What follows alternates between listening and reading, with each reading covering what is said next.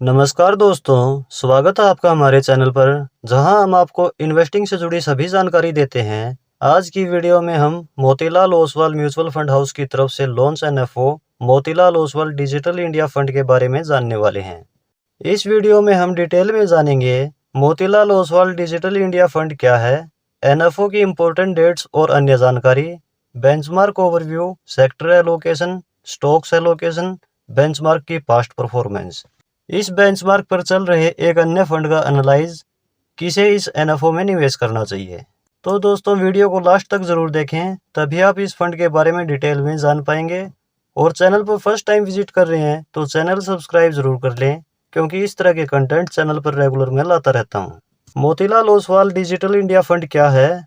यह फंड एक new fund offer है जो उन इन्वेस्टर के लिए है जो डिजिटल और टेक्नोलॉजी आधारित कंपनीज में निवेश करना चाहते हैं। यह फंड मुख्य रूप से उन कंपनीज में निवेश करेगा जो डिजिटल इंडिया के मिशन से जुड़ी हैं, जैसे IT, telecom, e commerce, AI और क्लाउड कंप्यूटिंग। इसका ऑब्जेक्टिव इन्वेस्टर को डिजिटल क्षेत्र में होने वाले विकास से फायदा पहुंचाना है, जिससे लॉन्ग टर्म में बढ़िया रिटर्न मिल सके। दोस्तों, जिस तरह से smartphone users, UPI users, internet users और डिजिटल बिजनेस तेजी से बढ़ रहे हैं, फ्यूचर में बहुत बढ़िया ग्रोथ डिजिटल थीम में देखने को मिल सकती है। एनएफओ की इम्पोर्टेंट डेट्स और अन्य जानकारी। यह एनएफओ 11 अक्टूबर 2024 को लॉन्च हुआ है। यह एनएफओ 25 अक्टूबर 2024 तक ओपन है। इस टाइम के दौरान यदि इस एनएफओ में निवेश करते हैं तो यूनिट्स हमें 4 नवंबर 2024 तक अलॉट हो जाएंगी। इसकी एक यूनिट का प्राइस यानी एनएवी 10 रुपये होने वाला है। एसआईपी मिनिमम 500 रुपये पर मंथ शुरू कर सकते हैं। लमसम मिनिमम 500 रुपये कर सकते हैं। एग्जिट लोड 1% लगेगा यदि 3 महीने में ही रिडीम करें।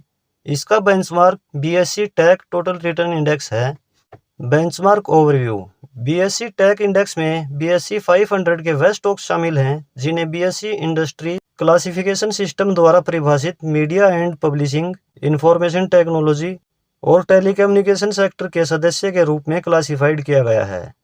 इसे 11 जुलाई 2001 को लॉन्च किया गया था। Sector allocation. इस इंडेक्स के टॉप सेक्टर हैं टेक्नोलॉजी, सर्विसेज, कम्युनिकेशन।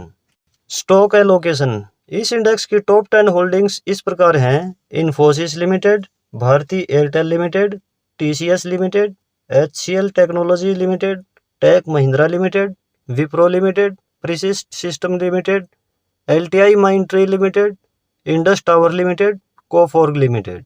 बेंचमार्क का पास्ट परफॉर्मेंस। इस इंडेक्स की पिछले एक वर्ष की रिटर्न है 38.50%।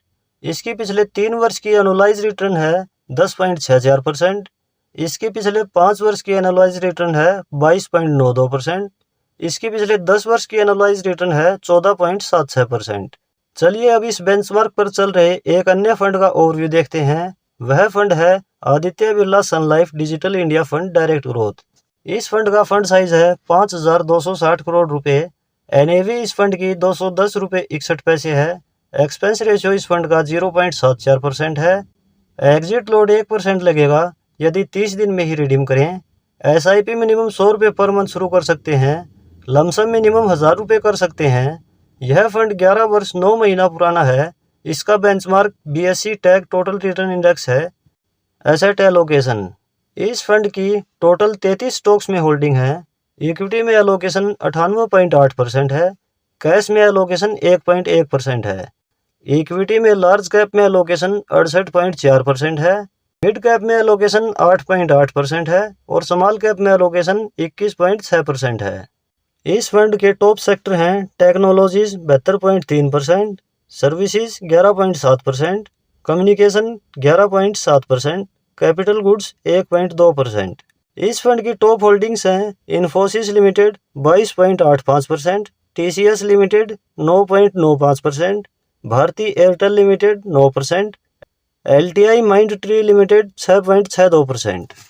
इस फंड की पास्ट परफॉर्मेंस। इसकी पिछले एक वर्ष की रिटर्न है 35.88%।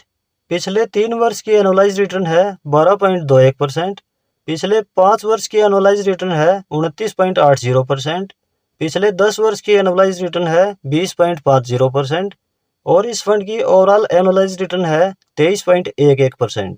किसे इस एनएफओ में निवेश करना चाहिए यह भी जानना जरूरी है, क्योंकि हर एक एनएफओ हर एक इन्वेस्टर के लिए नहीं होता। यह एक थीमेटिक फंड है, डिजिटल थीम का यह फंड है। न्यू इन्वेस्टर को इस तरह के थीमेटिक फंड अवॉइड ही करने चाहिए।